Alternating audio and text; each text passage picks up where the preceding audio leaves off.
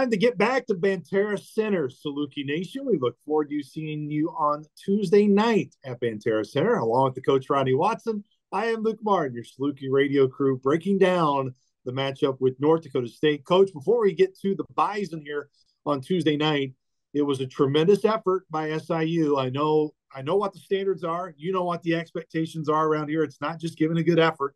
You go in to win the game, but especially after that first 10 minutes in Wichita, man, the last 30, the Dogs, as we talked about, they showed a lot of fight there in Wichita, Kansas.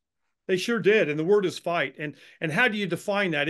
I coached for a long time. I'm still not sure how to define it or how to be objective about determining where that meter runs. But I know this: we saw it, and we saw a lot of can. You know, there's the old saying, whether you think you can or you can't, you're right. And we saw a lot of can. How imperative is that for Southern moving forward for whatever it is to utilize Clarence, Scotty? We saw Jarrett Hensley for the first time and the impact he had. And we saw what it was like when, for a lack of a better term, you get that defense in a blender and you get them moving around. Man, a lot of special stuff happened in that second half. Sure did. And I can't think of many teams in my lifetime in college basketball that were exceptional. An NCAA tournament team or just simply a good basketball team that didn't have size in the middle. But the really good ones have depth. And Southern showed on Saturday that when you've got Clarence Rupert going for 10 minutes or 8 minutes, and then you bring Scotty Abube in for 2 or 3 minutes, and then Clarence comes in, and then Scotty comes back in. What that does is that tells Potu, the 6'10 player from Wichita, that, hey, man, you're going to deal with this for 40 minutes. And frankly, for the first 10 minutes, Wichita, they thought this was going to be easy. And they thought, well, as I wear down, they're going to wear down more. But the reality was in the last 10 minutes, Potu realized, hey, man, they got some good big guys. They got 40 minutes of it. That's what's really encouraging. Then you throw in Jarrett Hensley, a guy that's left-handed, and that's got it's an element in itself. And then offensively, he has a driving ability and the ability to release his shot above the rim that we haven't seen in Salukiville for quite a while. Saluki fans are familiar with North Dakota State and the Bison, but that's more at Saluki Stadium and the Fargo Dome, not necessarily in terms of basketball. This is the first meeting since a guy by the name of Walt Frazier was on the roster back in the 1960s. So it's been a while since these two programs have met. Well, one of the things that you need to keep an eye on is the success that Coach Richmond has had in Fargo. This is a program now, Coach Watson, that has made 5 consecutive Summit League tournament finals.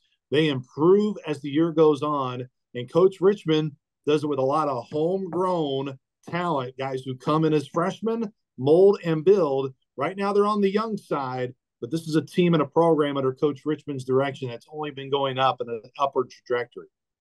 Coach Richmond is a very impressive person. It's pretty obvious that winning is the culture in Fargo, North Dakota, where North Dakota State resides. Certainly in football but also in basketball. They were in the conference tournament finals, I believe, the last 5 years in a row. Coach has taken them to the championship and won it. Been to the NCAA tournament. He's been there. I believe this is his 22nd year. He's all about the culture. The amazing part about this game is the roster that you've alluded to. They have 14 members on their team. 12 of the members started their career at North Dakota State. These are two teams that don't like the way their most recent game ended. The Bison played really well in CEFCU Arena over the weekend in Bloomington Normal. Just the final 10 minutes got away from them. We've, of course, touched up on SIU. Had a lot of good momentum late against Wichita State, just couldn't close it out at the end. What do you see between two teams that are really trying to get an important win to get that momentum heading into Christmas? And, of course, for SIU, they still got a game before they go on Christmas break. Yeah, North Dakota State seems to have 3 primary players. They have a point guard by the name of Wheeler Thomas, a 6-footer, that they like to have the ball in his hands and can really distribute and make this team go offensively.